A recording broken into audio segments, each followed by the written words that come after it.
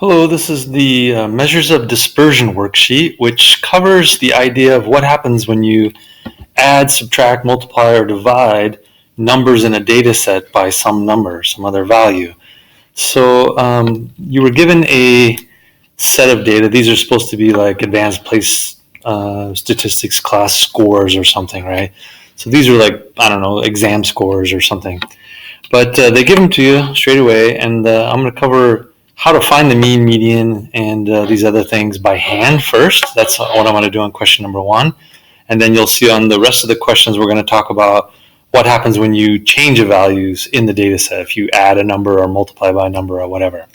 Okay, so getting numbers by hand to begin with, or like, you know, how it works. You always have your calculator during class and on exams and stuff, but this is kind of how it works, right? How it's done.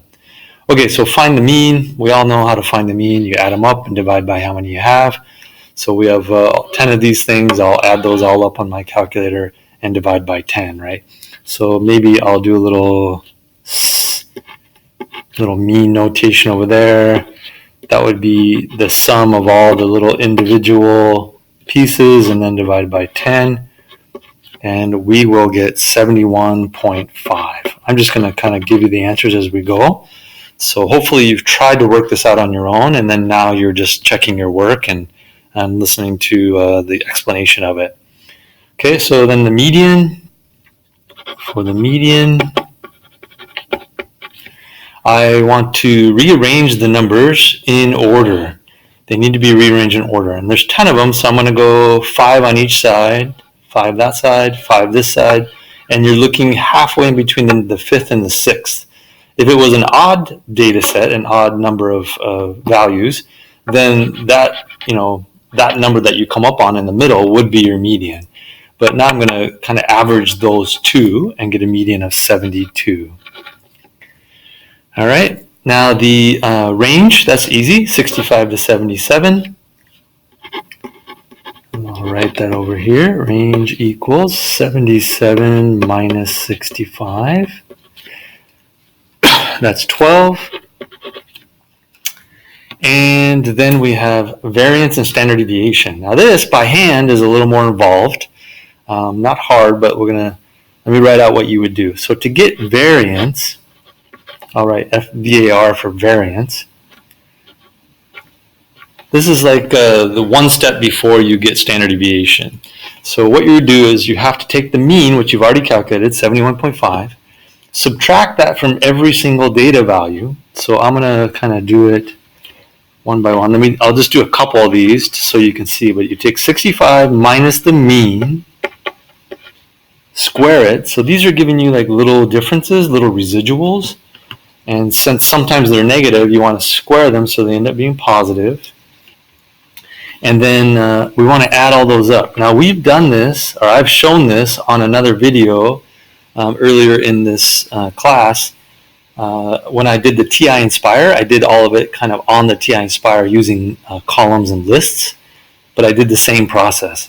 So we do that for each one. Take 66 minus 71.5 and square it. Take 67 minus 71.5, square it. Take 68 minus 71.5 and square it. And all the way down to 77 is our last one, minus 71.5.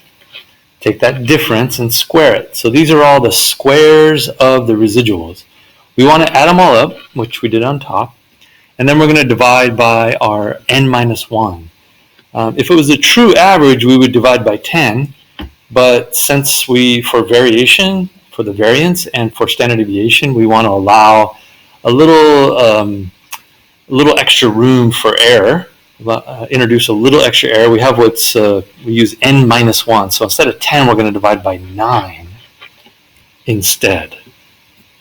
And then you'll get that on your calculator. You can just add that up. And you will get 22.7. Okay, so 22.7 is the variance. The reason this is variance and not standard deviation is because these are all squared numbers. We took the average of all the squares. So that's called variance, which later on, you'll understand the difference between variance and then standard deviation a little more. But if we want to get standard deviation from that, we have to take the square root of that. And if you do that, you'll get 4.77.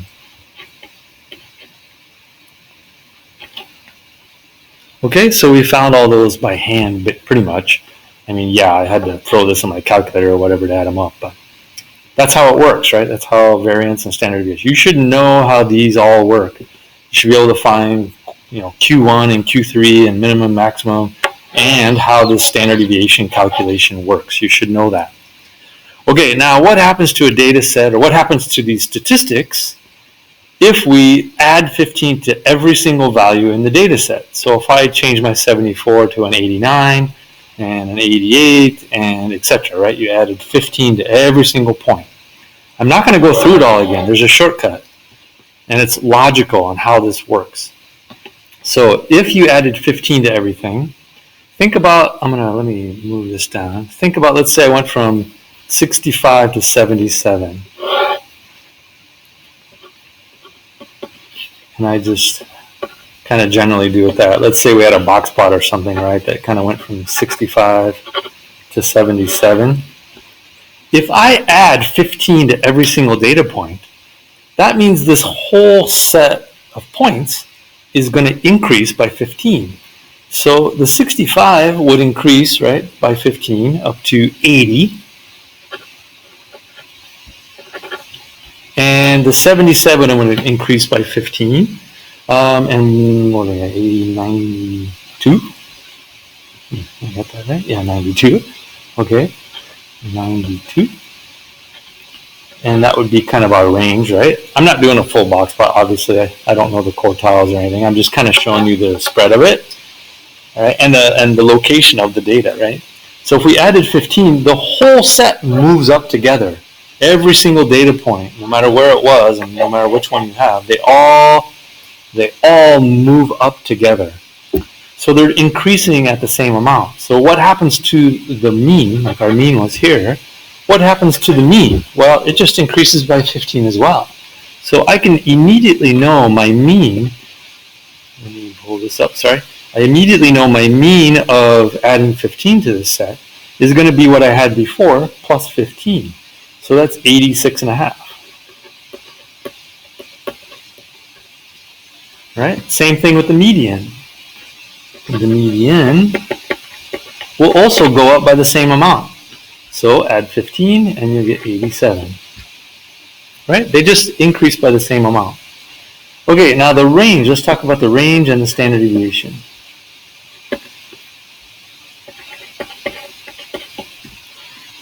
Now let me go back up here. So look at the spread of this. The spread of this had a range of 12, right? 65 to 77. When I increase it, it still has a spread of 12 from 80 to 92.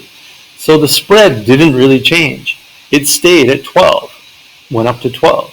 So nothing really changed there. When they all go up together, nothing really changes.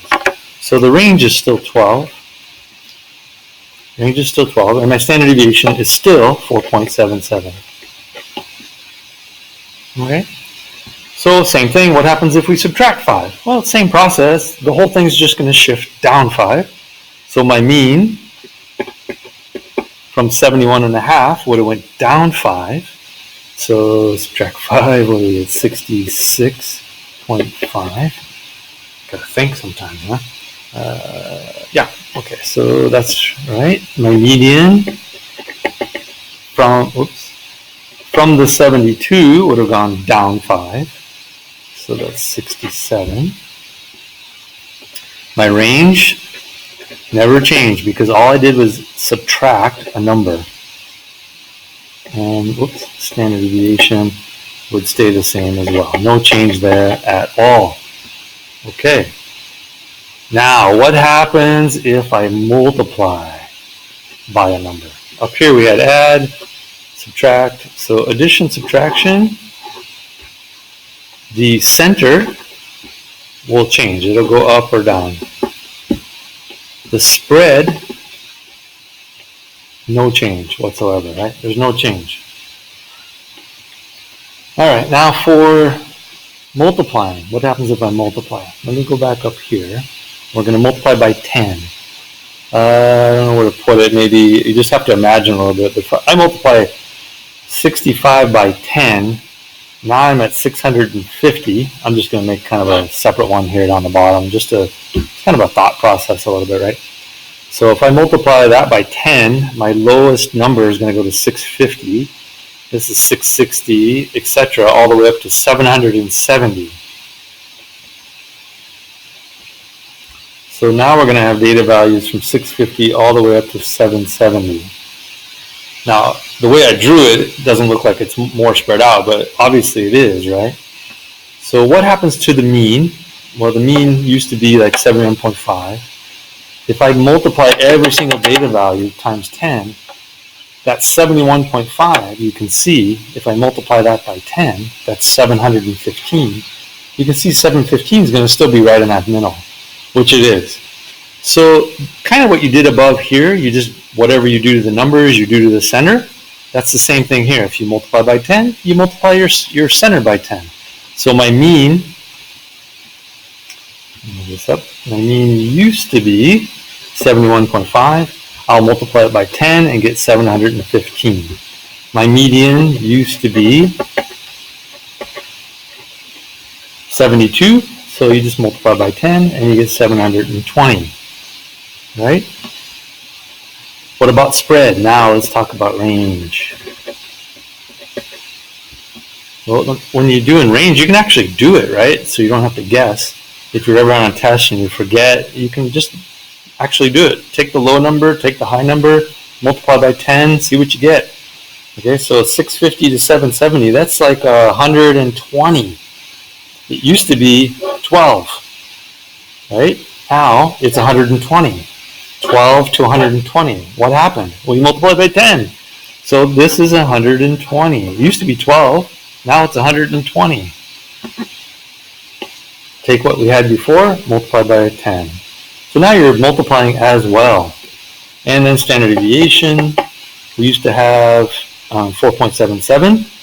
And now we're going to just multiply by 10 and you'll get 47.7.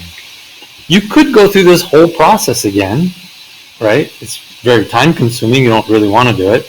And you don't have to. The shortcut is if you did this full out by hand, it will turn out to be 47.7. If you think about it, every single data point has increased by a factor of 10. So the standard deviation, the spread of this thing, is going to increase by a factor of 10 as well. It's going to be more spread out because all the numbers are multiplied by 10. All right, and then the last one then it becomes easy because it's the same rule. Multiplication and division work the same way. So if you want to divide all your values by 0.2, then all you have to do is divide everything by 0.2 to get your values. So if you divide the mean by 0.2, you're going to get 357.5. Divide the median by 0.2, and you'll get 360. Divide the range by 0.2. These are getting bigger because it's a decimal, right? And I'm dividing because it says divide. So, okay, and then the range is 60. And then your standard deviation is 23.8. Okay, so moral of the story, if you're adding or subtracting, the centers will move the same amount, but your spread will not. If you're multiplying or dividing, your centers will go up and down the same amount, same factor, and your spread will as well. It will go up and down also by the same factor. Okay? Now, this doesn't work for individual data points. It only works if you're doing the whole set at once. So you have to add 15 to every number in the set. You have to subtract 5 from every number in the set, etc. If you only added 15 or added 5 to one number, that's a different problem. And there are problems, that are like that. You'll find problems where they want to kind of get your insight on how good you are at looking at data. And what happens, they'll say, take the smallest number in the set and subtract 10 from it. What happened to your graph, right? Or what's the statistics? change, right? What changes and what doesn't change. So you still have to be able to talk about how if I just took 65 and subtracted 10, my mean would get smaller, my median would not change at all, my range would get larger by 10, and my standard deviation would change as well, but I don't know exactly how much, by a little bit. The standard deviation would get larger by a certain amount. So you need to be able to think not only if you change the whole data set like we did in this problem, that's worksheet, but what if you were to take one data point and change it? How would that change all the different statistics? Just play around with it, maybe. It takes a little logic to think about, what would happen to each one of those stats if you did? And those problems come up. They do exist. So be ready.